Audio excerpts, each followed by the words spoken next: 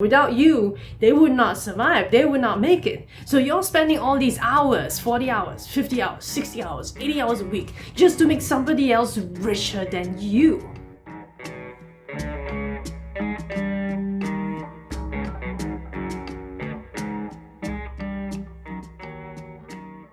Greetings and welcome to my official rant series on why things suck. In this video, I will go on and on about why jobs keep you f***ing poor. In fact, I've had over 20 plus jobs in the film and TV industry as an employee and a freelancer, and trust me, jobs not only keep you poor, but they f***ing suck. Now, the first reason why jobs keep you poor is because you trade your time for money. Now, you might be thinking, what's wrong with that? I mean, I'll go an hour, I get paid 1 hour, right? Well, wrong. That is the mindset that you've been brought up with working against you. See, because you've been brought up to believe that you have to get a job in order to make money, and that by doing that for a long number of years, you will actually earn a lot of wealth. If that was the case, then everyone, like most people we know have jobs, right? Our friends, our family, whatever, then everyone would be rich by now. But they're not, right? You see? So of course there are other factors coming into this, but ultimately if you trade in your time for money, it's not going to give you what you're worth. You're going to be limited by the number of hours that you actually work. And that's usually not enough because you can only work so many hours a day. There's no multiplier effect in place. How do you think rich people get rich? Secondly, you don't control your own schedule. Now you might be thinking, okay, there are some people out there in this world that do need to be told what to do. That's just a fact of life, right? There are some people who are just followers and that's that. You know, it takes a lot of grit to get out of their mindset. But the fact that you don't control your own schedule by working a job is going to prevent you from actually actualizing your full potential by, exploring opportunities to grow and to learn on the outside, and then eventually becoming better at your job and hence enhancing and growing and climbing up the corporate ladder. Hence, number two, if you don't control your own schedule, it's going to limit the amounts that you earn as well. Speaking of which, next, you are limited by the rate that you are given. It's usually defined by somebody else. Now, I'm gonna ask this really dumb question, which I think most of you would probably agree. How many of you agree that you are worth so much more than what you're getting paid right now? And you see, how easy is it to get an advancement in that rate? I'm sure most of you will be thinking, well, it's actually not that simple. Well, that's true. Now, for example, in the film and TV industry, like when I was first starting out, I believe my rate was about $15 an hour. And that was given to me. See, I didn't question because I wanted to work in the industry, right? Now, imagine if I just did that. $15 an hour job for years and years and years and years and years. How much waste of time and waste of potential that would have been. And hence, that's why jobs keep you poor. And on that note of years, your job is usually only worth something of value and monetary value after years of enslavement. Just imagine, okay? And now we know that today's economy is the gig economy, so everyone's jumping here and there after a few months. But just imagine, if you're only there for a few months for that job, especially if you're a freelancer like me back then you can only benefit so much. For example, maybe this random John works at this company for 10 years and only then do I get a raise, only then do I get the benefits, only then does it make sense. But by then you've lost all your energy, you've lost all your pizzazz, all that stuff, all that shit is lost, and you're pretty much enslaved to the job regardless, stuck at that limited earning potential that could have been more if only you've not stuck to that horrible job. Next up, your contributions do not line up with your salary, especially if you're working at startups. For example, creating the next software, you're a programmer creating the next version of this ultimate software by a big mega company. Guess what? You only pay $30 an hour. Or maybe in my case, you're creating an innovative stereoscopic conversion workflow that's never been invented for the first time. Well, guess what? We're only going to pay you $25 an hour, and we're going to take all the credit that's ultimately going to get us rich, but then we're going to kick you out after we paid you only $25 an hour. So you see, the problem with that is that those contributions that you make to that company could have been worth so much more had you only exploited that for yourself instead of being a slave to that company and making that company rich instead of you.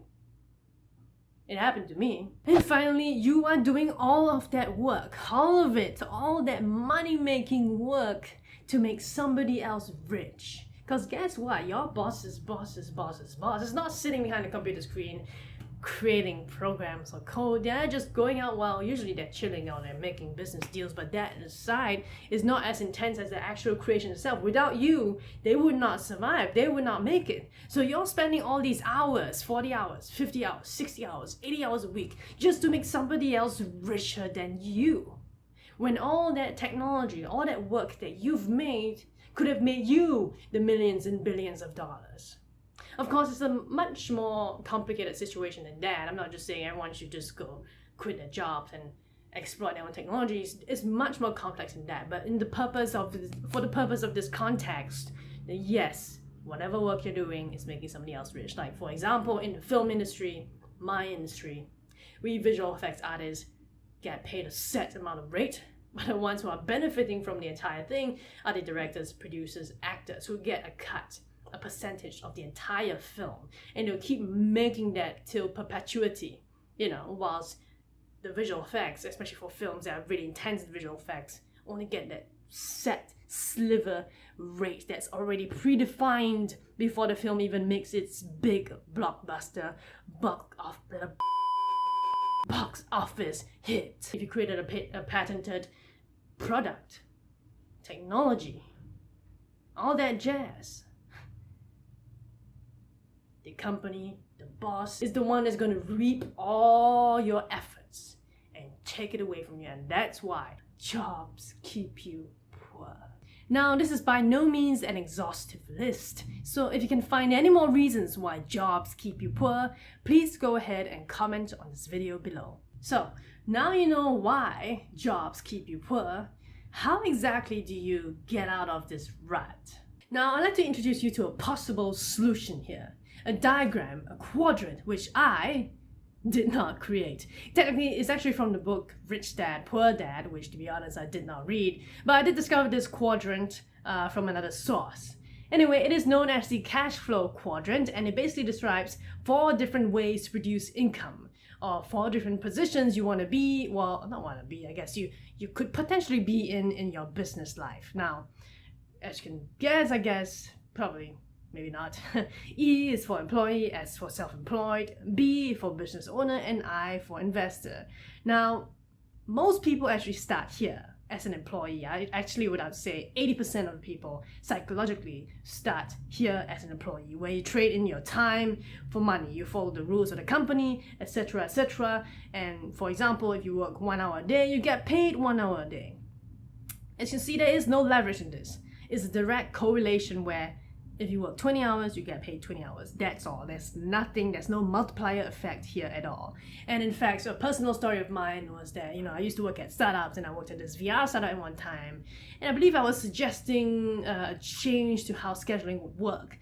Unfortunately, when I brought it up to the founder, not only did I get shot down, but he said in a way, it was basically like, this is my company, this is my rules, I make the decisions here, something like that. It kind of reminded me of a dictatorship, or if anyone's a Walking Dead fan here, a dictatorship. But anyway, moving on, some employees eventually progress to become self-employed. And this is basically the fancy way of saying freelancers. In fact, I would say actually a few employees progress to become freelancers, whilst 15% of people actually start out as freelancers, where you control some form of rate and some portion of the schedule, but you're technically still enslaved to the group. You're still enslaved to the rules of the company, etc., although you get to define how you get to do your work. So yes, so I was a freelancer for a long time. I got multiple contracts, but you know what? Because it was still kind of like, it felt like a job anyway. Every time I got a new contract, to be honest, I always wish I get hit by a car. So that's the freelancer. Again, there's no change in the amount of time you invest. You just get to do things a little bit more of your way in terms of the environment, in terms of where you get to do it, your remote work, whatever, but you're still basically enslaved to somebody else. Speaking of enslavement, next, some people eventually get so tired of being freelancers, they progress to become business owners. Now, I would actually just say psychologically that about 4% of people actually start here. Although with today's modern society where startups are all abundant, the percentage probably is increased. Now, you might be thinking, okay, great, I'm a business owner, I have more free time. Well, not really. You still technically work longer hours actually than most employees and self-employed people, but ultimately you have employees and freelancers working for you under a system that you establish. So you are a system creator.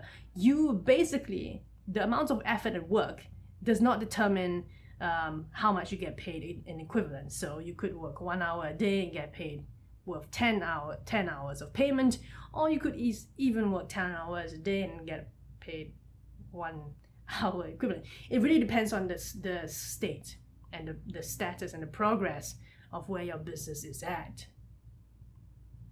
Now, this might sound appealing to you because of the potential to make a lot of money, and you have people working for you, but don't forget, you are still enslaved to the ones with the money, which is where the next group comes in.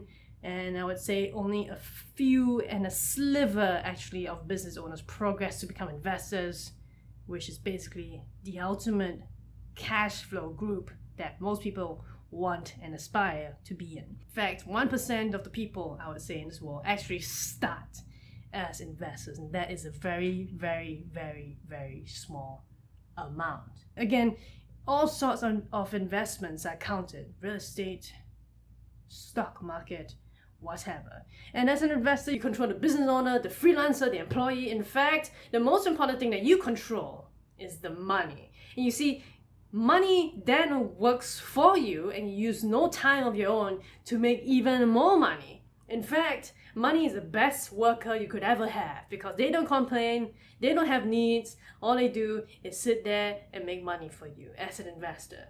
Now, to be honest and to be very upfront, I've actually been in all 4 of these quadrants before, and I've always, my preference have always been being a business owner and being an investor, no matter how small I am as an investor. Now, just a really simple, small little baby investor, like a tiny little toddler, kind of.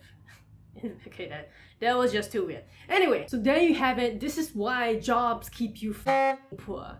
If you're really serious about making a change for yourself, then don't stay an employee forever. Aim to become a business owner. Heck no, even better, aim to become an investor if you're really, really ambitious. Now, I challenge you to think for yourselves and ask yourself these questions. Do you believe, yes, you're watching the video right now, do you believe that jobs keep you poor? And if so, how do you plan to solve that problem? Go on and comment your thoughts below. But please don't spam. If you spam, I will find you and I will destroy you. Alright, so this is it for now. We've come to the end of this rant. Now, if you had fun, had a good laugh, or learned something new today, then please like this video by poking the like button. And if you like a lot of my videos, then perhaps it actually makes much more sense and it'll make things easier for yourself to subscribe to my channel by hitting the subscribe button and ringing the little notification bell for updates. Now then, this is Vicki Lau, signing off.